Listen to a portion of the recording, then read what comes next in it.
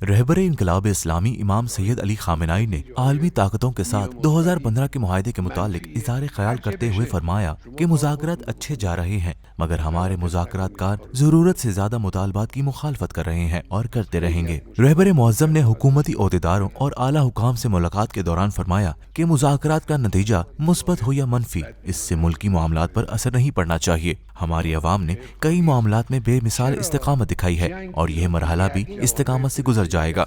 Yemen के मामले पर रियाज हुकूमत को मुखातिब करते हुए फरमाया कि जब तुम्हें मालूम है कि इस जंग में तुम्हारी फतेह मुमकिन नहीं, फिर जंग रोक क्यों नहीं देते। अक़वाम मुत्तहिदा की जानिब से मुजव्विज़ा जंगबंदी को बहुत अच्छा करार देते हुए फरमाया कि अगर ये जंगबंदी अमल में आ जाए तो इसमें यमनी अवाम की ही फतह है। इनका मजीद कहना था कि खुदा मजलूमों का मददगार है। फलस्तीनी अवाम भी अगर इसी तरह मुकावमत व इस्तेकामत दिखाते रहें तो खुदा के फजल से फतह से हमकिनार होंगे।